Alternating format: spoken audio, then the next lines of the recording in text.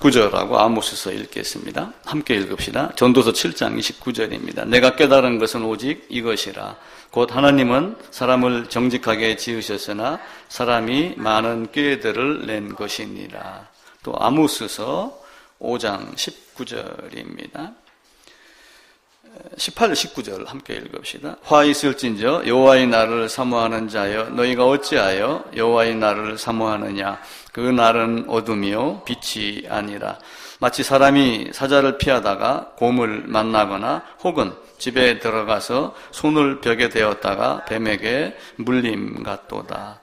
이 생각 저 생각으로 자기 생각을 하다가 자기 꾀를 내고 또 그 생각 저 생각 이런 여러 생각을 하다가 이것이 아니고 저거라고 피했는데 가서 보니까 곰 만나고 또 뱀을 만났던, 피할 길이 없다라고 하는 의미도 되지만 어차피 피할 수 없는 사람은 어딜 가도 피할 수 없는 징계를 받는다라고 하는 의미도 포함이 되어 있습니다. 주말마다 또 엄마한테 가셨다가 바쁜 일정을 보냈는데 오셔서 또 감사하게 생각을 하고, 또 그 비디오 설교 유튜브 올린 거 보셨어요? 예, 보세요. 어느 분이 저한테 전화가 왔어요. 설교가 좀 빠른 것 같다. 그래서 내가 그랬죠, 속으로. 그건 네 생각이다. 사람은 뭐든지 자기 기준으로 무엇인가를 다 생각을 하려고 그래요. 빠르면 빠르다, 느리면 늦다, 길으면 길다, 짧으면 짧다, 뭐 여러 가지로 자기 기준으로 무엇이든지 판단을 하려고 그럽니다. 그런데 하나님의 말씀은 하나님의 기준에 의해서 보여야지 됩니다. 오늘 설교 주제를 성부 하나님, 성자 하나님, 그리고 죄인 이렇게 이야기를 했습니다. 물론 하나님은 한 분입니다. 그래서 우리가 그 그림을 그리면서 하나님은 몇 분이다? 하나님은 한 분이다. 하나님은 한 분인데 이제 성경을 보면 사람들이 연구를 하고 살펴보니까 그 안에 성부 하나님도 있더라 라고 하는 성부 하나님에 대한 말씀을 드렸고, 또 하나는 성자 하나님. 근데 삼위일체 하나님께서 두 분이 계신다 이런 것이 아니라 위격으로 이제 구분을 하는 거죠. 그러면서 하나님이 신성이 아들의 위격으로 누구로 왔냐면 우리가 알고 있는 예수 그리스도로 왔습니다. 그런데 여기에는 뭐가 있냐면은 신성과 인성이 있습니다. 그래서 이게 합해져서 섞여졌느냐, 구분되었느냐, 뭐 이런 논리를 갖고 계속해서 학자들이 싸웁니다. 두 종류의 사람이냐, 신도 반인 반신이냐, 여러 가지를 이야기를 하는데, 이제 학자들이 정리한 말로는 그리스도의 일위성, 이렇게 이야기를 하며, 이제 예수 그리스도에 대한 것들을 정리를 하죠. 그런데 왜 하나님이 사람이 몸을 입고 사람으로 오셨을까? 라고 하는 거예요. 그것은 결국은 뭐예요? 여기 와가지고 사람과 만나기 위해서 오신 거예요. 근데 이 사람은 뭐냐면 죄인입니다. 근데 죄인이 하나님과 마주치면은 어떻게 돼요? 죽습니다. 소멸됩니다. 사라집니다. 모세도 하나님의 얼굴을 봤어요? 못 봤어요? 그래서 바위 틈에 엎드려서 숨게 하고 엎드려 있게 하고 내가 거기를 지나가겠다. 하나님과 우리는 만날 수가 없어요. 단지 만나는 방법은 사람이 만날 수 있는 어떤 조건을 갖추고 오셔야지 되는, 그걸 우리가 지금 2, 3주 동안 무슨 말씀을 드렸냐면은 성자의 위격으로 오셨는데 이것을 우리가 뭐라고 얘기를 했어요? 중보자, 중재자라고 말씀을 드렸습니다. 그러면서 이제 공인중개사에 대한 이야기를 드렸어요. 공인중개사에 매도자가 있고 매수자가 있는데 여기다가 무엇인가를 다 맡겨놓고 처리해 주는 것을 믿고 따르겠다라고 하는 어떤 그 합의, 신뢰, 이게 있었을 때만 되는 거죠. 그래서 하나님과 우리 사이는 뭐가 있냐면은 죄악이라고 하는 큰 담이 있습니다. 큰 구렁이 있어서 서로 오고 갈 수 없다. 하나님은 거룩하신 분이고 인간은 죄인이기 때문에 거룩한 존재 앞에 가게 되면은 인간은 끝입니다. 욥기서에도 나와 있듯이 사람이 태양을 바라볼 수 있어요? 없습니다. 우리가 이렇게 보지만 정식으로 태양을 뚫어져 보면은 안 됩니다.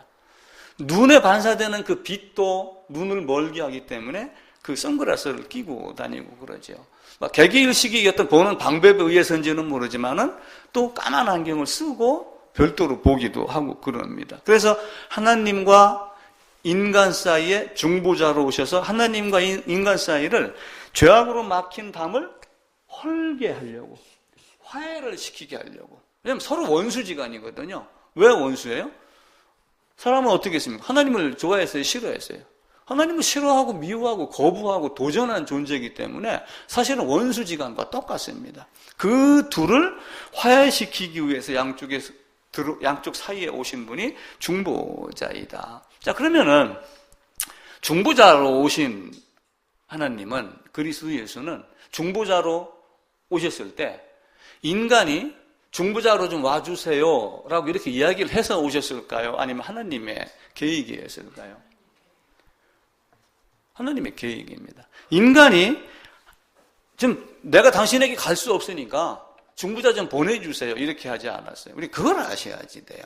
근데 자꾸 인간이 중보자를 내 생각에 맞게 뜯어 고치려고 지금 생각을 하고 있는 거예요. 그 방법 말고 내게 맞는 방법을 달라. 당신의 설교를 내가 들으려고 그러는데 말이 빠르다, 줄여달라, 늦게 해달라. 그럼 빠르면 안 들으면 되는 거예요. 어떤 사람은 길어서 안 듣겠다. 그러면 안 듣는 거예요. 성경 66권 너무 많아, 이해가 안 돼, 나 못 보겠어. 그럼 안 보는 거예요. 근데 왜 듣는 마음이 생기고 보는 마음이 생기고 성경을 읽는 마음이 생길까요? 누군가가 그렇게 하는 힘이 있기 때문에 그러는 겁니다. 그래서 하나님의 계획에 의해서, 하나님의 계획도 인간과 협의한 계획이에요? 아니면은 하나님이 계획을 했는데 내가 중보자로 갈 거야, 내가 중보자로 갈 거야 라고 계획을 했습니다. 근데 이 계획이 인간하고 협의를 한 계획인가요? 아니면은 하나님의 일방적인 계획인가요? 하나님의 일방적인 계획이에요. 인간이 중보자 좀 보내주세요 요구하지 않았어요. 하나님이 무작정 내가 이렇게 가겠다 그러면서 중보자를 통해서 이 죄인이 나에게 오는 어떤 방법도 누가 정했어요? 하나님이 정한 거예요. 여기에 논란이 많기 때문에 신학이라는 것이 등장을 한 거예요. 여기에 논란이 없으면 신학이 등장할 이유가 없습니다. 그러니까 어떤 역사적으로 성경을 살피면 뭐 성경 신학이다, 또 그러면서 복음과 하나님과 기독교, 뭐 그리스도, 이런 여러 가지를 어떻게 정리할까 하다가 뭐 조직신학이라든지 이런 식으로 신학이라는 것이 정립이 된 겁니다. 그런데 인간이 참 영특합니다. 저도 영특하고 여러분도 영특해요. 그런데 영특한 중에 또 곁길로 빠진 영특함이 있어요. 왜냐하면 우리는 내가 안 된다, 중보자가 필요하다라고 하는 걸 알아요. 그런데 중보자의 방법을 100% 믿고 따르는 사람이 있고 설령 1%라도 자기 생각을 집어넣는 사람이 있어요. 1%라도 자기 생각을 집어넣으면 될까요? 안 될까요? 그건 안 돼요. 그런데 이 방법 말고 인간의 생각을 100% 동원해서 하나님께 나아가는 중보자를 만드는 사람들이 있어요. 그건 뭐예요? 그게 우상이에요. 어떤 사람을 통해서 돌멩이, 막대기, 기타 이런 것들을 통해 갖고, 왜냐하면 그들도 어떤 거룩한 존재, 초월적 존재가 있다는 걸 알아요. 그리고 자기가 죄인이라는 걸 알기 때문에 내가 그쪽으로 갈 수 없다. 근데 가는 방법이 뭘까? 라고 하며 다양한 방법을 동원한 거예요. 그러니까 중보자를 놓고 각기 해석하는 바가 다르기 때문에 신앙의 관점이 서로 다르고 교파가 다르고 교단이 다르고 종교가 생기고 이렇게 하며 서로 갈라지는 겁니다. 인간이 눈치는 챈 거예요. 하나님 직접 나아갈 수 없다, 죄인이다, 이건 눈치는 챘는데 눈치는 백단이지만 사실은 잘못 짚은 거예요. 짚기는 짚으려고 했는데 엉뚱한 데를 짚은 거죠. 자, 시편 한번 찾아봅시다. 전도서 앞에 시편 7편 14절입니다. 제가 읽겠습니다. 악인이 죄악을 낳으며 재앙을 베어 거짓을 낳았도다. 그가 웅덩이를 파 만드며 죄가 만든 함정에 빠졌도다. 뭔가 자기가 생각을 해서 뭔가를 만들었는데 자기가 만든 웅덩이에, 자기가 만든 함정에 누가 빠지냐면 자기가 빠지는 거예요. 간혹 보면 사냥꾼들이 뭐 이렇게 함정을 파놨다가 거기에 곰이 안 빠지고 뭐 지가 빠지고 뭐 이런 우화가 있죠. 그거하고 똑같습니다. 그 뒤로 가셔가지고 9장 15절입니다. 여기는 이방 나라라고 되어 있지만 대다수의 인간들이 이렇게 생각을 하시는 게 좋습니다. 이방 나라들은 자기가 판 웅덩이에 빠지며 자기가 숨긴 그물에 자기 발이 걸렸도다. 그 뒤로 가게 되면 잠언이 있습니다. 잠언 6장 한번 찾아보겠습니다. 잠언 6장 2절입니다. 예, 제 성경으로는 916쪽입니다. 물론 1절에 있는 말하고 연결된 거지만 1절을 빼고 좀 전에 읽었던 시편과 이렇게 엮어서 이해를 하시면 더 좋습니다. 내 입의 말로 네가 얽혔으며 내 입의 말로 인하여 잡히게 되었느니라. 그러면서 마음에 있는 것이 입으로 나오기 때문에 자기의 생각과 행동과 자기의 말하는 이런 모든 것으로 하나님 앞에서 또 다른 중보자, 또 다른 방법을 강구하지만 오히려 그것이 빌미가 돼서 하나님 앞에서 책잡힘을 당하는 그런 모습이 되지요. 우리가 아모스 읽었듯이 마침 사자를 피하다가 곰을 만나고 집에 들어가서 벽에다 손을 대었는데 뱀이 나오고 하듯이 내가 무엇인가를 만들고 그것이 아니고 이거야라고 했지만 끝내는 하나님의 방법에 맞지 않는 이런 모습들을 보게 됩니다. 또한 중보자를 보내기로 한 것은 언제부터 이 작정이에요? 하나님의 일반적인 계획을 했습니다. 이건 언제부터예요? 창세 전부터. 성경은 그렇게 이야기를 해요. 그걸 올바로 받아들이는 것이 믿음입니다. 에이, 무슨 소리야? 그건 아담이 범죄하고서 보내기로 한 거지. 아담, 이렇게 얘기하게 되면 곤란해져요. 하나님은 전지전능합니다. 하나님은 항상 계획하시고 이루십니다.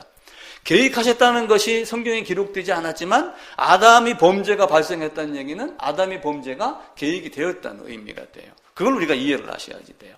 이게 어떤 신학적으로 여러 가지 충돌이 생길 수는 있지만 반드시 그렇게 해석을 하는 것이 정확하게 옳습니다. 이건 어떤 신학자하고 다투더라도 싸우더라도 그것을 말해야지 됩니다. 하나님은 반드시 먼저 말씀하시고 이루옵니다. 자기의 비밀을 숨기지 않습니다. 선지자에게도 말하고 나타냅니다. 근데 그걸 어떤 방법으로 나타냈는지는 성경을 보고 아는 거예요. 그래서 바울이 창세전에 예수 안에서 디도서를 통해 가지고 영원전부터 이렇게 하며 여러 군데 숨겨가지고 하나님의 일방적인 계획이 언제부터냐 하면은 영원부터 창세 전부터 이렇게 이야기를 하죠. 그러면서 하나님 자신이 직접 뭘로 오시기를 원한 거예요? 중보자로 오시기를 원한 거예요. 내가 중보자를 보내겠다 그러니까 사람들이 자꾸 다른 중보자를 찾는 거예요. 위대한 탄생이라는 영화가 있습니다. 위대한 탄생, 가로 해갖고 네이티브 스토리 이렇게 나와 있는 영화가 있는데 거기 보면 이제 아기 예수의 탄생 과정을 해서 영화가 만들어졌어요. 자, 그러면 예를 들어서 마리아가 잉태를 했습니다. 마리아 잉태하기 전에 누구를 먼저 잉태를 시켰냐면은 요한을 먼저 잉태시켰어요. 자, 사가랴에게 가가지고 이제 잉태할 것이다 이야기를 했죠. 자, 뒤집어서 사가랴가 예수가 오니까 그 앞에 우리 아들을 좀 만들어줘 갖고 예수를 증거하는 자로 좀 삼아주세요. 이렇게 요청을 했나요? 아닙니다. 하나님이 일방적으로 제사장 자기 반차에 따라서 성소에 들어가서 제사장 직무를 행하는 사가랴를 통해 가지고 사가랴야 네가 아이를 낳을 것이다. 자, 아이를 낳을 것 같으면은 사가랴의 아들은 어떻게 낳았어요? 요한은 어떻게 낳았어요? 그 말을 듣고 사가랴가 무슨 얘기를 했냐면 나는 아이 낳을 나이가 아닙니다. 이렇게 이야기를 했는데도 불구하고 낳겠다라고 했고 사가랴는 집으로 돌아가서 아내하고 합방을 했죠. 믿음도 마찬가지입니다. 하나님이 주셨습니다. 주셨는데 반드시 뭐가 필요해요? 인간의 협력이라는 개념이 아니라 인간을 사용하셔서 인간에게 믿음이 무엇인가를 일으키게 하는 그 과정을 거쳐요. 근데 이제 마리아는 약간 다르죠. 왜냐하면 성령 잉태니까. 마리아는 자기 남편 요셉과 합방하지 아니하고 잉태했다. 그런데 마리아에게 찾아가가지고 너는 복이 있다. 아기를 낳을 것이다. 그런데 이제 마리아는 어떻게 했어요? 어떻게 그런 일이 나에게 일어날 수 있습니까? 아니, 처녀 잉태라니 나는 남자도 알지 못하는데 어떻게 해서 잉태가 되겠습니까? 이렇게 얘기를 할 때 성령으로 된다. 이렇게 이야기를 했죠. 그럼 그때 마리아가 그렇게 될지어다. 그렇게 되기를 원합니다. 라고 하는 그 말은 하나님의 말씀을 내가 허락했다는 뜻이 아니라 하나님의 말씀을 받아들인 믿음의 형태를 보셔야지 돼요. 그러니까 요한이 잉태했고 삼손이 잉태한 것도 마찬가지예요. 그죠? 다윗이 8번째인데 가서 다윗을 끌어내는 건 아버지 이새에게 허락 맡았습니까? 선지자가? 아니에요. 가 데려와라. 막내 어디 있니? 데려와. 이렇게 되는 거예요. 사사시대에 사사를 뽑을 때 어떻게 했습니까? 누구누구를 내가 너를 사사로 삼았다. 그래서 하나님의 일방적인 계획입니다. 내가 여자의 후손이 가면서 여자의 후손을 보내겠다, 여자의 후손으로 가겠다, 이 말이 명확하진 않지만 성경 전체를 놓고 봤을 때는 뭐예요? 하나님 내가 사람의 몸으로 간다. 그러니까 죽으실 수 없는 분이 죽으러 사람 몸을 입고 온 거예요. 그러면은 죽음이 있어요, 없어요? 하나님에게는 죽음이 없습니다. 근데 여기로 오면 죽음이 있어요, 없어요? 왜 죽어야지 돼요? 사람의 모양으로 와서, 죄 있는 사람의 모양으로 와서 죽어야 되는 이유는 죄인은 죽어야 된다는 걸 가르치는 거예요. 다른 거, 성경같이 쉬운 게 없어요. 이걸 자꾸 예수 믿습니다 하면서 다른 방법을 찾으려고 그러니까 문제가 생기는 거예요. 하나님은 우리가 선택하는 건 아니지만 하나님은 우리에게 무언가를 주셨을 때 받아들이고 받아들이지 않는 것. 이건 갖고 있어야지 돼요. 그 위대한 탄생이라는 영화에 보게 되면 어떤 장면이 나오냐면은 이제 이스라엘이 어찌 생겼냐면은 우리가 여기 이제 이쪽에 갈릴리 바다가 있고 이제 사해가 있잖아요. 그럼 마리아가 어디에 살았었어요? 왜 나사렛 예수라고 그랬어요? 나사렛에서 마리아가 살았기 때문에 나사렛 예수다라고 하는 이야기를 들은 거예요. 그리고 예루살렘이 여기 있고 바로 요 옆에 베들레헴 있고 요 옆에 여리고가 있어요. 근데 이제 아기를 낳을 때가 되니까 어떻게 합니까? 하나님이 로마 황제를 시켜서 인구조사해. 그 사람들은 돈을 더 걷기 위한 목적이었지만 하나님이 섭리로 어떤 사람을 움직여서 고레스로 움직여서 포로를 돌려보냈듯이 가서 인구조사 호적 등록해 해가지고 예루살렘을 지나가는 장면도 나와요. 근데 거기에서 어떻게 합니까? 성전에서 매매하고 사고 팔고, 근데 그 요셉이 지나가면서 마리아를 낙에다 태우고 지나갑니다. 그러면서 한 소리를 하죠. 아니 이 성전에서, 이 거룩한 성전에서 매매하고 하는 이런 것들이 어떻게 되는가? 그 매매는 면제부 매매도 있고요. 지금도 사실은 돈 가지고 신앙을 추구하는 것도 사실은 매매의 개념에 속합니다. 여기 이 건물 안에 짐승을 안 끌고 들어왔다고 해서 매매하지 않는 게 아니에요. 그런데 베들레헴에 딱 도착을 하면서 입구에 딱 들어가는데 어떤 사람이 워낙 어렵잖아요. 우리가 일제 36년 동안 만약에 어려움이 있었으면 일제 36년 됐는데 한 35년쯤 됐을 때 많은 사람들이 해방되게 해주세요 막 기도를 했겠죠. 그 기도한 어떤 사람이 마리아를 딱 보더만은 딱 하는 소리가 사람에게는 한 가지씩의 재능을 갖고 태어난다. 그러면서 마리아를 딱 가리키면서 당신에게 이 재능은 뱃속의 아기요. 이렇게 이야기를 해요. 영화니까 이제 만드는 말이겠지만은 아마 그 고고학자나 사학자들이 그 네이티브 스토리라고 하는 그 의미를 보면 여러 가지를 조사를 해서 아마 그렇게 했을 거예요. 그러면서 나에게 재능은 메시아를 기다리는 것. 이렇게 이야기를 합니다. 당신에게 있는 건 메시아를 가진 것. 나에게 있는 것은 메시아를 바라보고 간구하는 것. 이렇게 하며 인간이 이 땅에서 바라야 될 것이 무엇인가를 그 영화에서 은근히 보여줍니다. 그럼 이제 그 아이가 마구간에서 태어나죠. 하나님이 천상에 계신 분입니다. 하늘에 계신 분입니다.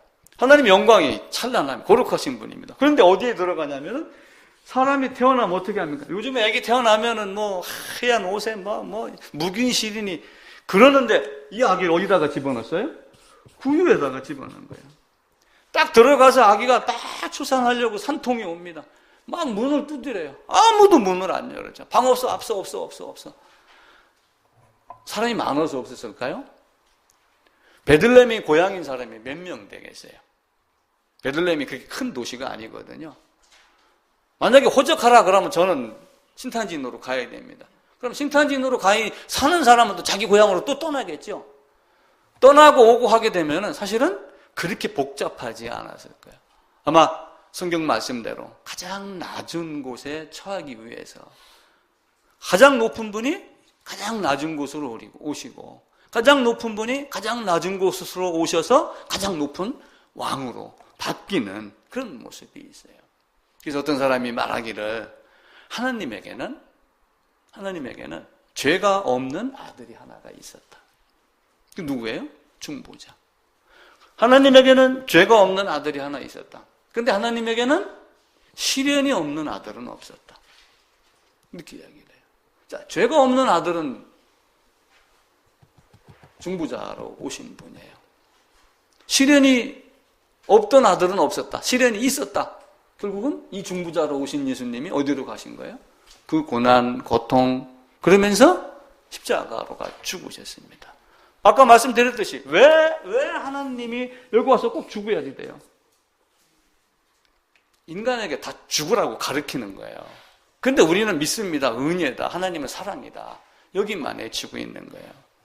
언젠가 신문에 보니까 중앙일보에 그게 나와 있더라고요. 요즘에 목사들이 심판을 갖고 사람들을 갖다가 꼬드기고 있다. 아주 겁을 주고 있다. 하나님은 사랑인데 그렇게 이야기를 하는 게 중앙일보에 나옵니다. 그 종교개혁 500주년 해가지고 이스라엘을 탐방한 신문을 2차례인가 3차례 연재를 했는데 9월 달에 거기 보면 그 글이 나와요. 그러면서 그들이 사실은 뭐예요? 사랑은요 나를 죽이기 위해서 오신 것이 이게 사랑이에요. 우리는 사랑이라고 사랑 타령을 하지만 하나님의 사랑이 무엇인지 잘 받아들이지 않는 거예요. 이해하지 않는 거예요. 그러면 자기 나름대로 중보자의 역할을 만들어서 이렇게 해야지 된다라고 하는 거예요. 모든 것이 하나님의 일방적인 계획이며 영원전부터 창세전부터 우리에게 주기로 한 것인데 이 땅에 있는 사람들은 각기 똑똑한 바가 있어서 그 방법 말고 내가 원하는 방법으로, 내가 믿어지는 방법으로 이렇게 하는 거예요. 자, 처녀가 잉태하여 아들을 낳을 것이요 라고 하는 것은 인간이 이해할 수 없는 방법이에요. 그러니까 마리아가 어떻게 그런 일이 있습니까? 성령으로 잉태하면 가능하죠. 그러면서 우리가 전능하신 하나님 이렇게 이야기를 하는 거예요. 중보자는 하나님의 뜻대로 오셨습니다. 인간의 생각이 아니에요. 인간하고 협의하지도 않았습니다. 하나님 그 방법은 어려우니까 이 방법대로 해주세요. 그럼 내가 믿어지니까요. 이렇게 하지 않아요. 인간은 잔머리를 굴리지만 하나님은 그걸 용납하지 않아요. 내 방법대로 하고 내 방법대로 믿어라. 그러면서 아버지께서 내게 주신 자에게 내가 말을 전하니 그들이 내 말을 받아들이더라 라고 이렇게 성경은 말씀을 하셔요. 누가 하나님의 예정 선택을 입은 자인지 우리는 몰라요. 단지 뭐예요? 강권하여 내 집을 채우라, 전도하라 라고 하면서 말씀을 전했을 때 그걸 듣고 깨닫는 자, 깨닫게 하시는 자가 사실은 하나님께서 그리 작정하신 자예요. 그 지나고 나니까 아는 거예요. 저는 이전에는 몰라요. 누군지. 이 아래층에 보일러 집에 있는 사장이 하나님의 택자인지 아닌지 지금 저는 몰라요. 틈나면 가끔 이야기는 하죠. 이런저런 이야기를 하지만 그게 20년 뒤, 30년 뒤 언제인지 모르지만 그분이 하나님의 택자이면 그분이 알아지게 되죠. 그걸 우리가 인간의 방법으로 계산을 하니까 문제가 되는 거예요. 많은 사람들이 예수 그리스도를 영접했다, 믿습니다. 또 이렇게 하고 또 한편으로는 그 루터가 종교개혁을 일으킨 이유가 뭐예요? 가톨릭에서 공로 사상을 만들었어요. 공로 사상을 만들어갖고 뭘 하냐면은 사자의 죄 용서. 그러니까 사자, 죽을 사자를 쓴 거예요. 사자의 죄 용서. 그러니까 어떤 죽은 자가 있는데 살아있는 자가 죽은 자를 위해서 뭘 하면은 그들이 좋은 곳으로 간다. 연옥에서 정화를 하고 있는데 천국으로 간다. 그렇지 않으면 이들이 지옥으로 미끄러진다. 그러면은 어느 놈이 내 부모가 내 자식이 언제 죽었는데 내가 그 짓을 안 하겠어요. 다 하죠. 그러면서 사자의 죄 용서라고 하는 어떤 인간의 공로를 자꾸 만들어 갖고 여기다 뭘 집어넣은 거예요? 면죄부라는 걸 집어넣은 거예요. 돈통을 이만한 여행박스 비슷하게 만들어가지고 자물통으로 채워놓고 땅그랑 떨어지는 순간 그렇게 만들었어요. 그러면서 또 하나 만드는 게 뭐냐면 고해성사를 만드는 거예요. 고해성사. 고해성사라고 하는 말이지만 사실은 이게 뭐예요? 죄에 대한 회개예요. 당연합니다. 이거는. 당연한 거예요. 그런데 문제는 뭐예요? 네가 반드시 누구에게 나와가지고 신부에게 나와서 신부가 내 죄를 사하노라 그러면 하나님이 여기서 듣고 용서해 준다. 이렇게 하면 신부를 거치도록 만들고 신부에게 권세가 있는 걸로 만드는 거예요. 루터는 돌아서면 죄가 생각나고 돌아서면 죄가 생각나고 하고 가다가 돌아와서 회개하고 가다가 돌아와서 회개하고 이렇게 했어요. 근데 나중에 보니까 그게 아니고 심판하는 하나님이 아니고 용서하는 하나님, 사랑의 하나님이다 라고 하는 걸 알았는데 나중에 이제 루터가 쓴 글을 더 보면은 그가 왜 사랑의 하나님이라고 했는지를 우리가 생각을 해야죠. 그런데 그 방법, 그 루터의 말을 듣고 많은 사람들이 루터를 따라가며 사랑의 하나님 이렇게 이야기를 하죠. 근데 성경을 보면은 바울의 말에 의하면은 그 사랑이 그냥 단순하게 포옹하고 용서하는 게 아니라 죽일 놈은 죽이고 죽은 자는 죽이고 죽은 자는 살리고 죽기를 거부하는 자는 그냥 그대로 유기된 채로 흘러가고 이게 성경이에요. 그러니까 성경이 죄악을 강조하며 심판을 강조하며 사람에게 겁을 주고 와닿고 기도하고 헌금하게 만들고 하는 그것이 아니라 사랑이라 하는 말 속에 네가 죽지 않고 죽을 수 있는 방법을 가르쳐주겠다. 그게 하나님의 사랑이란 말이에요. 글쟁이들이 늘 하는 말이 있어요. 저도 이제 설교를 작성을 하고 이렇게 원고를 만들다 보면은 이게 좀 어려운 점이 많이 있어요. 뭐가 있냐면은 글 가지고 말로 다 표현을 못 해요. 그죠? 말을 가지고 어떤 글로 다 표현을 못 합니다. 이게 참 글로 다 될 것 같지만 안 되고 말로 다 될 것 같지만 설명이 안 되는 게 세상의 오묘함입니다. 성경의 진리도 마찬가지예요. 그래서 믿음이라고 하는 어떤 그 하나님이 그것을 이루어주지 않으면은 우리에게는 그런 것들이 없는 거예요. 하나님은 세상 삶을 통해서도 뭘 가르치냐면은 원칙과 가치를 가르쳐요. 자, 원칙이라고 하는 것이 있습니다. 원칙은 바뀌어요, 안 바뀌어요? 오늘 아침에 뜬 태양이 내일 바뀌어요, 안 바뀌어요? 안 바뀝니다. 미국에서 해는 떠요, 안 떠요? 우리보다 먼저 떴을 뿐이지 같은 시간에 계속해서 뜹니다. 같은 방향에서. 그게 원칙이에요. 그러니까 시공을 초월하고 영원 동안 불변하고, 그죠? 남녀노소, 빈부 귀천 관계없이 모든 게. 그리고 내 허락이 있어야지 떠요. 허락이 없어도 떠요. 태양은 내 허락이 없어도 떠요. 태양을 만드신 하나님은 내 허락이 있어야지 오나요? 아니에요. 모든 것이 내 허락이나 나에게 양해를 구하거나 내가 수용을 하거나 안 하거나 관계없이 내일 아침에 태양은 떠요. 하나님도 마찬가지예요. 그게 원칙이에요. 원칙하고 반대가 되는 게 뭐냐면은 가치예요, 가치. 이거는 사실입니다. 근데 이거는 뭐예요? 사실이 아니에요. 이건 변칙이며 객관적인 사실이 아니라 주관적인 나의 생각이며 감정이며 이런 것들이 포함된 거예요. 그리고 수시로 변해요. 오늘 내가 믿습니다 그래놓고 내 머리에 가가지고 아닌 것 같은데? 이런 말 안 하겠어요? 그렇게 하는 사람 없겠어요? 있죠. 우리는 가치와 원칙 사이에서 자꾸 헷갈리고 있어요. 원칙은 내가 만드는 게 아니에요. 여러분 회사에 가면 회사의 규율을 따르잖아요. 그죠? 내가 그걸 바꿀 수 있어요? 그것도 못 바꾸는 인간이 하나님의 법을 자꾸 바꾸려고 그러는 거예요. 우리 아들놈도 와 못 와요. 못 가요. 바빠요. 회사에서 만약에 오늘 저녁에 야근에서 나오세요. 그럼 나가요, 안 나가요? 나가죠. 참 이게 인간이란 말이에요. 인간은 자기가 거스를 수 없는 것을 이 세상에서 알면서도 성경을 거스르려고 그래요. 성경을 자기 마음대로 이리저리 바꾸려고 그래요. 그래서 인간이 오류를 내가 경험한 것, 내가 살면서 아는 것, 이게 내 가치가 모든 것인 줄 알아요. 근데 하나님은 나보다 커요. 나는 땅에 있고 하나님은 하늘에 있어요. 그걸 아셔야지 돼요. 그래서 제가 늘 무슨 얘기를 해요? 자신의 생각, 자신의 능력, 자신의 고집, 기타 모든 걸 다 내버리고 하나님만 바라봤을 때 하나님이 보인다 라고 하는 거예요. 자, 우리는 십자가를 바라본다고 그럽니다. 자, 그럼 십자가는 바라보는 건가요? 맞아요. 근데 바라만 봐서 돼요? 안 돼요.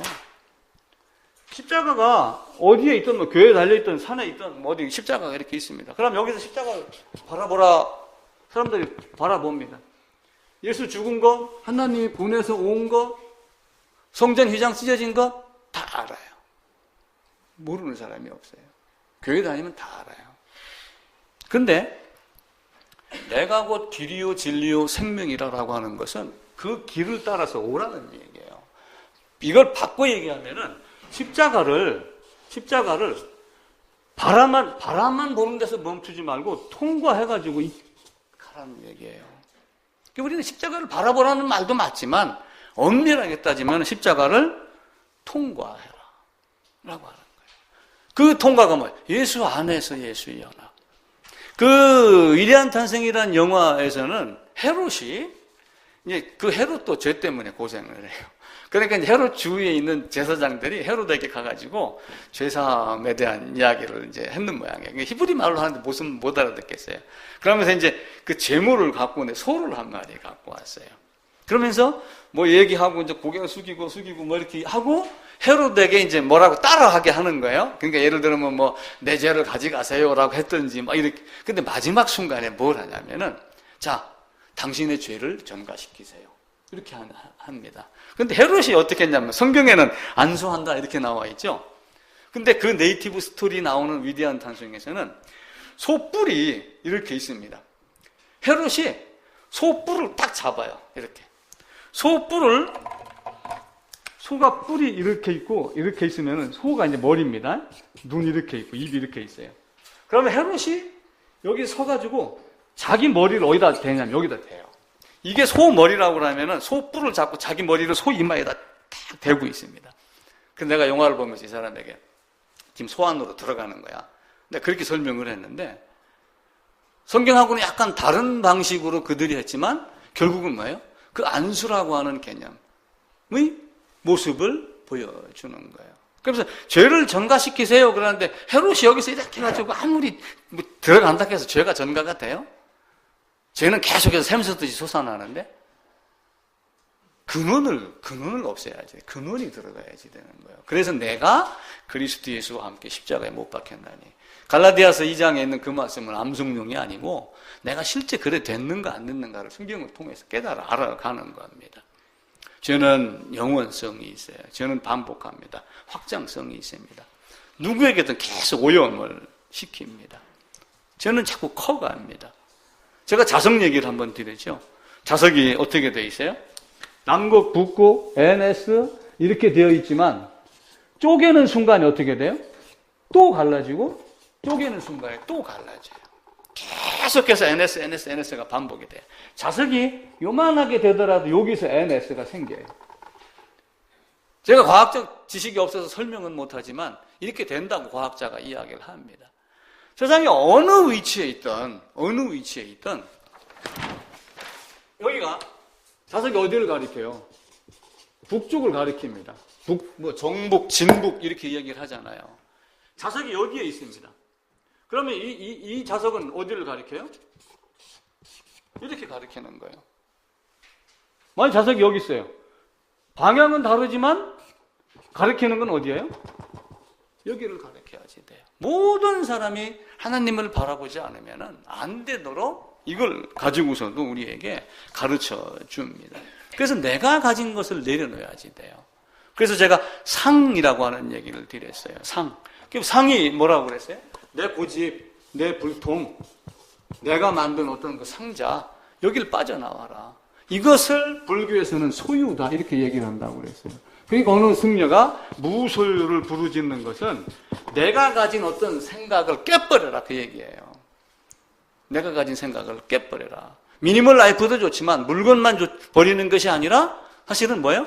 이 속에 가진 내가 갖고 있는 나만의 생각, 내가 정리한 가치, 이걸 버리는 게 사실은 뭐예요?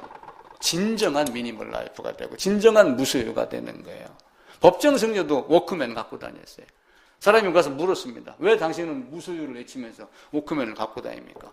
이건 나한테 필요한 거니까. 물건을 갖고 이야기한 게 아니에요. 내 마음 안에 있는 잡다한 생각, 성경과 다른 것, 하나님이 일방적인 계획을 했고 내가 태어나기도 전에 계획했던 이런 모든 것들, 마리아가 잉태한 것도 지가 원해서 한 게 아니에요. 12살, 13살 되면은 아이들 초경합니다. 초경하고 2, 3년 내에 시집 가는 게 당시에 법이었습니다. 우리나라는 꼬맹이들 5살, 6살, 7살짜리 장가 보냈잖아요, 옛날에. 그 나라는 12살, 15살 아니면은 거의 모든 아이들이라 시집을 갔어요. 그 12살짜리, 16살짜리가 뭘 알아요? 근데 그 아이에게 내가 들어가겠다. 작은 자에게, 어린아이에게 들어가겠다라고 하는 겁니다. 원칙은 바꾸지 않아요. 바뀌지 않습니다. 동아일보 사설에 무슨 내용이 나왔냐면은 이 대한민국이 아주 못된 건 나왔어요. 어느 빈집에 아파트에 불이 났어요. 소방관이 불을 끄려고 그러니까 어떻게 합니까? 유리창을 깨든지 현관문을 부수든지 그러고 들어가야죠. 만약에 그걸 안 깨고 안 들어갔으면 어떻게 되세요? 업무 태만이다 하고 또 뭐라 하겠죠. 문을 깨고 부수고 들어갔더니 나중에 문짝값 내라고 소방관한테 하더랍니다. 등산하다가 피곤하면 소방 헬기를 부르는 나라. 이게 대한민국이다. 이게 동아일보 사설에 나왔어요. 미국은 어떻게 합니까? 법 앞에서 장관?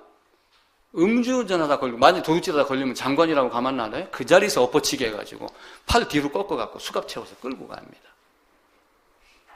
영국의 처칠 수상이 오래전 이야기죠. 강요회의, 그 대통령쯤 되니까 이제 그 장관들 회의하는 데를 가려고 자기 관저에서 나와가지고 차를 타고 가는데 시간이 좀 늦어갖고 빨리 갔어요. 기사가 오면 빨리 몰았습니다. 근데 과속해서 딱 걸렸어요. 경찰관이. 운전기사가 뒤에 타고 계신 분이 수상 처칠이야. 지금 강요회의 늦어서 빨리 보내줘. 경찰관이 뭐라고 했을까요? 법 앞에는 평등합니다. 법 앞에는 평등합니다. 목사는 하나님 앞에 가서 심판 안 받아요? 단 하나요. 죄 있느냐 없느냐 이걸 하는 거예요. 여러분 계시록 마지막 쯤에 가보세요. 책이 2권이 펴 있는데 행위에 따라 기록된 심판받는 책이 있고 생명책이 기록이 되어 있다라고 하면 생명책이 기록된 자의 행위에 대해서는 언급을 하지 않아요.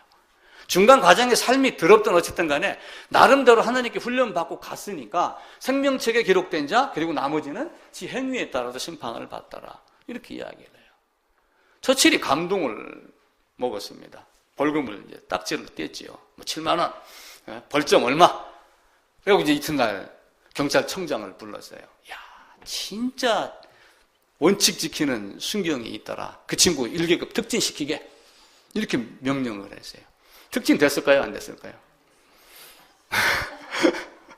제가 이제 원칙 얘기를 하면 딱 이해가 되죠. 경찰청장이 수상에게 수상에게 딱지 끊었다 해서 1계급 특진시키는 법은 없습니다. 이렇게 이야기를 한 거예요.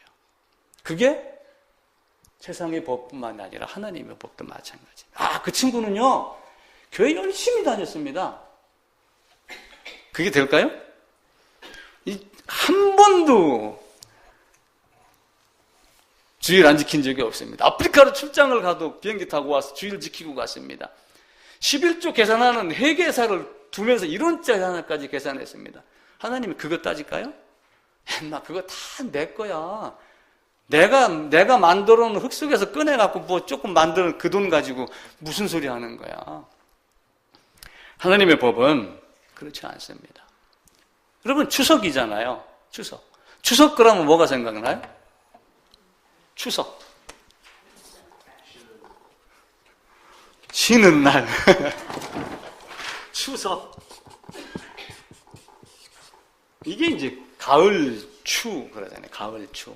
추석만 되면 낙엽이 떨어지고 참 마음이 싱숭생숭하고 그런다고 그러죠. 근데 가을추도 있고 추수한다 추가 있어요. 추수한다. 추수추예요. 가을추도 있지만. 그리고 이 석은 뭐예요? 저녁석이에요. 저녁석. 그 저녁석이 해가 지는데 저녁석인데 이게 쇠할쇠라고 하는 쇠할석의 의미도 갖고 있어요. 그래서 우리가 요거 두 개를 말을 붙잡고 석양 그러면은 저녁해 그러죠. 다른 말로 하면 지는 해예요. 지는 해. 그래서 추석을 보고 우리가 뭘 생각을 해야 되냐면 보름달, 송편 이게 아니라 추수할 때가 됐구나. 추수할 때가 돼서 거둬들일 때가 됐구나라고 하는 걸 생각을 하셔야지 돼요. 교회에서 너도 나도 추석 그러면은 추수감사절 생각하고 호박 갖다 놓을까 뭐 갖다 놓을까 자꾸 이거 생각하는 농사도 안 짓는 사람들이 그거 슈퍼에서 사다 갖다 놓는다고 추수감사절 됩니까? 그거 안 되죠. 그렇게 하면 안 되죠. 하나님은 추석을 통해서 자 지금 내가 추수를 합니다. 곡간은 이미 정해져 있어요? 안 정해져 있어요? 곡간을 미리 만들어 놨을까요? 안 만들어 놨을까요? 새 예루살렘은요 이미 다 정해. 누구인지 하나님만 아시는 알곡이 요 새 예루살렘에 들어올 거다라고 하는 걸 미리 압니다. 물론 농사가 더 지면 곡간을 늘릴 수도 있지만 대체적으로 창고 논 크기 얼마에 따라서 씨 뿌리고 하는 방법이 다 정해져 있어요.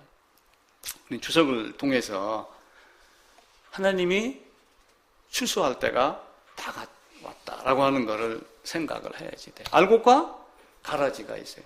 한 밭에, 한 논에 알곡이 있고 피도 있고 쭉정이도 있습니다. 그런데 어떻게 해요? 나중에 성경 말씀은 다칠까봐, 알곡이 다칠까봐 가만 놔둬라 이렇게 하지만 만약 예를 들어서 이 안에 알곡이 있고 쭉정이가 있다고 해보세요. 하나님이 어떻게 지금 하시겠어요? 알곡이 다칠까봐 그냥 놔둬라. 쭉정이가 스스로 쭉정이가라고 말하는 사람이 그렇게 많지는 않죠. 나는 키 컸어. 논에 가면 피가 쫙 솟아있어요. 목이 빳빳합니다. 나는 너보다 큰 자야. 이렇게 이야기를 하죠. 그래서 제가 옛날에 어떤 얘기를 드렸냐면 지도 30cm 밖에 안 되는 게 30cm 자두고 다니면 이놈저놈 잰다고 제가 그런 얘기를 한번 드렸었죠. 익은 자, 곡간에 들어갈 자라고 하는 거예요. 그래서 마가복음 12장에 보면 하나님은 죽은 자의 하나님이 아니요 산자의 하나님입니다. 하나님이 참 이게 표현하기가 애매모호하지만 누구누구가 내 새끼다라고 하는 거 하나님은 다 알고 계세요. 전지전능하세요. 그 개념. 근데 우리 눈에는 안 보이는 거예요. 그래서 저 사람은 구원 받았어. 저 사람 전도 대상에 그건 우리가 하는 얘기고 하나님은 이미 다 알고 계세요. 이미 다 계획하신 대로 거두어 드립니다. 하나님이 어디로 재림을 하셔요? 재림하는 장소가 어디예요?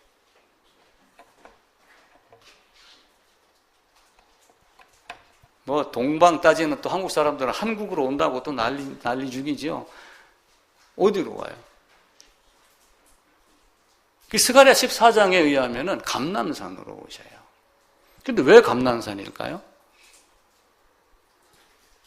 주가 감람산으로 임할 것이다. 마지막 재림의 모습을 이야기해요. 근데 감람산이 사도행전 1장에 가면 예수님이 승천하신 장소예요. 감람산으로 그러니까 예루살렘 성이 이렇게 예루살렘 성이 있으면은 이렇게 골짜기가 있고 이후에 있는 게 이게 겟세마네라고 하는 여기가 이제 감람산이라고 하는 감람원이라고 하는 밭이 있거든요. 여기를 와가지고 예수님이 야 가서 나귀 끌어와. 그래갖고 나귀를 타고 여기를 입성을 한 거예요. 그리고 낮에는 여기서 가르치고 밤에는 여기 와서 쉬시고. 요 거리 얼마 안 됩니다. 한 1km 정도밖에 안 돼요. 그렇게 하고 여기서 누구를 기다렸어요? 유다를 기다린 거야. 나 잡아가 이렇게 하면서. 그러고 죽고 살아나고 부활하시고 40일 동안 가르치고 감람산에서 제자들이 보는 가운데 구름이 이끌어 가려 올리더라. 구름이 이끌어 올리더라. 그러면은 데살로니가 전서에 있는 대로 공중에서 주를 영접한다 그러니까 우리가 공중으로 어떻게 끌려 올라갈 것 같아요? 자꾸 사람의 생각으로 한단 말이에요. 그러니까 옛날에 무슨 선교에서는 어떻게 했어요? 산꼭대기에 올라간 거야. 그리고 조금 더 가볍게 올라가려고 홀딱 벗었대요. 옷을 다 산 밑에 나눈 거야. 해 뜨기까지 주님 재림이 안 된 거예요. 지나가던 농부가 옷을 주었어요. 산꼭대기에서 난리가 난 거야. 내려오지도 못하고. 진짜인지는 모르지만 그런 이야기가 있어요. 그런 정도로 구름이 아니에요. 구름은 뭘 상징해요? 유대 문학에서. 그때 구름이 끌어올리더라. 구름이 가려하는 그것은요. 하나님의 영광이에요. 하나님의 현현을 말하는 거예요. 우리가 공중에서 주님이 끌어올리더라 그래갖고 그 공중이 뭐 여기다 동방 뭐 이렇게 한 그 개념이 아니라 하나님의 영광 안으로 내가 들어갈 것이다. 장소는 어딘지 모르죠. 자, 누가복음에 보면 그 얘기가 나와요. 무슨 얘기가 나와요? 두 사람이 밭을 갈고 있으며, 두 사람이 맷돌을 돌리고 있으며, 두 사람이 같이 잠을 자고 있으며, 한 사람은 데려감을 당하고 한 사람은 그렇지 아니하고. 자, 지구가 둥글어요. 그죠? 한 사람이 밭 갈고 있을 때 한 사람은 맷돌 갈고 한 사람은 잠자고. 그죠? 시공초월하여 동시다발적으로 언젠가는 하나님이 추수할 날이 올 겁니다. 그 날이 오기 전에 우리가 뭘 해야지 돼요? 우리의 수명이 연장되는 건 굉장히 좋습니다. 건강하게 살아야지요. 근데 건강하게 살기 이전의 수명만 연장되면은 좋지 않아요. 우리나라 부자가 지금 이제 그 삼성의 이건희 씨가 이제 병원에 이제 누워있지만 예전에 정주영 씨가 무슨 말을 했냐면은 현대 회장 아니에요. 현대 회장이면서 이북에서 내려오고 또 자기가 그냥 밑바닥서부터 이렇게 일을 했기 때문에 그런 걸 좋아해요. 삼성 이건희 회장은 와인잔을 돌렸겠지만 정주영 회장은 직원들하고 씨름하며 막걸리 먹고 이렇게 했어요. 직원 앞에 한 사람이 있는 사람에게 야, 네 나이하고 내 나이하고 바꿀 수 있다면 내 재산 너한테 다 줄게. 정주영 씨가 실제 그렇게 말을 한 적이 있어요. 그만큼 이 땅에서 해야 될 일도 있지만 안 가고 싶은 거예요. 사실은 여기를 떠나고 싶지 않은 이유가 있지만 사실은 그걸 바꿔 얘기하면은 안 가고 싶은 그런 게 있는 거예요. 그 소설도 있잖아요. 그 마지막 입세라고 하는 소설이 오헨린가 하는 그런 게 있습니다. 병원에서 이렇게 내다 보니까 어떤 환자가 담쟁이 잎이 뚝뚝뚝뚝 떨어지는 거야. 아, 저기 떨어지는구나. 저기 다 떨어지면 나도 죽겠지? 그걸 알고 화가가 벽에다가 담쟁이 벽화를 그렸다. 그런 얘기 있죠. 그 이야기를 듣고 또 한국의 어느 병원에서 어떤 사람이 나무까지 올라가가지고 나무 잎사귀를 철사로 묶어놔서 안 떨어지게 했다. 희망을 가지라. 근데 그 사람도 죽었죠, 결국은. 안 죽는 사람이 있나요? 다 죽습니다. 추수는 누구에게나 다 있어요. 석양은 누구에게나 다 있습니다. 근데 이 땅에 살면서 단순하게 정주영 씨 같이 삶을 더 연장시키고 하는 이런 개념이 아니라 이 땅에서 성경이 우리에게 뭘 가르쳐 주는가, 성경이 기록하여 우리에게 준 목적이 뭔가라고 하는 것을 계속해서 아셔야지 됩니다. 모든 것의 기준은 내가 아니고 하나님이다라고 하는 거예요. 그 로마 교회에서 고해성사 만들어갖고 신부 앞에서 해야지 돼. 그래놓고 신부가 마저 내 죄를 사하노라 이렇게 하면은 하나님이 그 순간 동시에 그 죄를 용서해준다라고 하며 자범죄에 대한 개념을 도입을 한 거예요. 그러니까 원죄가 있고 뭐가 있어요? 자범죄가 있는 거예요. 지금도 많은 사람들이 자범죄 새벽기도 가가지고 금요 철화에 가서 회개하. 루터는 거기에 매여 있었던 거예요. 근데 루터가 딱 깨진 게 뭐예요? 로마서, 갈라디아서 읽다 보니까 그게 아니고 하나님이 영원토록 모든 죄를 다 사해 놓으셨다. 사해 놓은 방법이 이거다라고 하는 것을 우리 루터의 글에서 한번 더 찾아봐야죠. 성경을 바울에 의하면 어떻게 되는 거예요? 죽음으로 죄값을 치르고 아담이 죄를 짓지 않을 수 있는 가능성이 있었던 그 존재로 돌려놓고 그 자리에다가 뭘 집어넣기를 원해요? 생명을 집어넣기를 원하시는 거예요. 악한 존재에다 악한 밭에다가 씨를 뿌리는 게 아니라 밭에 있는 돌멩이를 다 캐내고 아주 곱게 흙을 갈아서 거기다가 씨를 뿌리는 것이 사실은 뭐야? 우리의 십자가예요. 예수님의 십자가. 중보자로 오셔서 우리 모두에게 한 겁니다. 근데 이제 그 자범죄를 많은 사람들이 이용을 해서 자기 이득을 취하고 교회당의 이득을 취하고 건물을 높이고 사람이 많게 하고 뭐 또 이런 것들. 이거 철저하게 없애야지 돼요. 내가 그저께 이제 어젠가 그제 월세를 주러 잠깐 갔습니다. 그랬더니 이제 그분이 교인이 몇 명 돼요? 몇 명 안 돼요. 뭐 이런저런 얘기를 하면서 뭐 아래층에 삼계탕 집에는 뭐 어디 가서 노하우를 배워가지고 와가지고 복날 3번, 2번 거치면은 막 1년 먹을 걸 다 추수한다더라. 당신도 어디서 좀 좋은 방법을 하나 만들어야 되는 거 아니야? 그러면서 위층을 얻어가지고 거기서 삼겹살도 꺼먹고 성도들이 와가지고 뭔가 해프도 좀 풀고 수다 좀 떨게 하는 장소를 만들어야지. 뭐 성경만 그래 한다고 되는 거 아니야? 뭐 그러면서 저한테 지금 막 여러 얘기를 하는 거예요. 제가 속으로 그랬죠. 세상이 아무리 그렇다 할지라도 나는 내 방법대로 하겠다. 단 한 명이 남아있으면은 그때까지 하고 월세를 못 내면 나는 그만두겠다. 그 생각을 제가 이제 속으로만 그런 생각을 했죠. 하나님은 자, 예루살렘의 인구가 몇 명 됐겠어요? 이스라엘의 인구가 몇 명이에요? 주님이 승천할 때 몇 명 모였어요? 120명 모였어요. 그렇게 많지 않아요.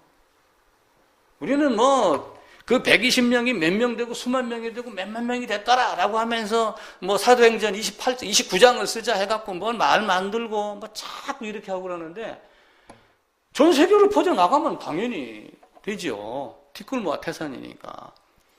그걸 이야기하는 게 아니잖아요. 하나님은 나를 사랑하세요. 나를 위하여 십자가에 달려 돌아가신 분이에요. 그래서 신앙도 물론 주의를 살펴야 되기는 합니다. 그러나 먼저는 내가 어떤 존재인가. 뭐 추석이라 하여 뭐 절기 지키고 추수감사절 이런 개념이 아니라 또 말세라 뭐 이런 해가 언제 오니 어떤 이거 아니고 은혜의 복음이 아니야. 어떻게 이루어졌는가. 많은 사람들이 먹고 마시고 하며 노아가 방주에 들어가던 날까지 깨닫지 못했어요. 노아도 언제 어떻게 들어가는지 모릅니다. 마지막 어느 순간에 들어와 해서 들어간 거지. 노아도 야 너 앞으로 2달 후에 갈 거야 이렇게 하지 않았어요. 물론 120년이라는 기간을 하나님이 두셨다 이렇게 말은 하지만 그건 우리는 잘 모르죠. 하나님 우리에게 준 것은 이 땅에 있으면서 정말로 내가 우리 주님 말씀대로 사는가. 내가 우리 주님을 따릅니다. 주님의 제자입니다. 이렇게 하면서 얼마만큼 주님의 말을 들었어요. 그렇지 않았잖아요. 신명기에 가게 되면 도피성으로 가는 길이 닦여져 있어요? 안 닦여져 있어요? 닦여져 있어요. 그 닦은 길로 와라. 그러는데 그 닦은 길로 가요? 안 가요? 내가 닦아서 가려고 그러잖아요. 내가 영원 전부터 내가 일방적인 나의 계획이야. 내가 만든 방법이야. 그러는데 그 방법대로 안 하려고 그러는 거예요. 그래서 우리가 연구를 하는 거는 성경을 연구해서 우리가 지금 알고 보고 듣고 깨닫고 말하고 하는 이 방법이 과연 하나님의 방법인가? 라고 하는 걸 찾는 것이지 다른 건 아니에요. 내가 하나님을 이렇게 안 하더라도 이렇게 할 사람들 많아요. 근데 진짜 내가 이렇게 할 존재가 되는, 이렇게 할 만한 가치가 있는 사람으로 바뀌어 있는가? 이걸 우리가 이 땅에서 보여야 돼요. 그걸 누가 해줘요? 그리스도의 영이 이 땅에서 해줍니다. 말씀으로 깨닫게 하고 마음을 열어서 보여주게 하고 그럼 누구에게 보여주게 하겠어요? 자기 정한 자에게. 그 요한복음 17장에 있는 그런 내용들이에요. 아버지께서 내게 주신 자가 내 말을 듣더라. 듣는 자가 있고 듣지 않는 자가 있는 거예요. 중보자에 대한 이야기 또 다시 한번 드렸습니다. 자석 이야기를 하면서 아무리 쪼개져도 마지막에 있는 끝내 자석이며 N극과 S극이 있어요. 아담의 후손이 수많은 사람들이 내려와도 결국은 어떻게 돼?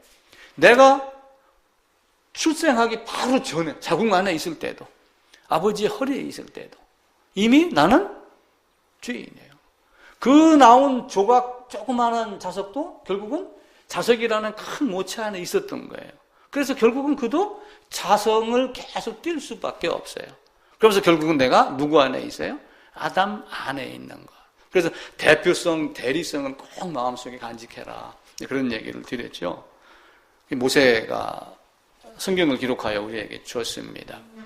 또 우리 주님 말씀을 제자들이 약 100여 년이 지나면서 50년, 60년이 지나면서 주님의 말씀이 점점 구전이 되기 어려우니까 글을 써서 우리에게 주었습니다.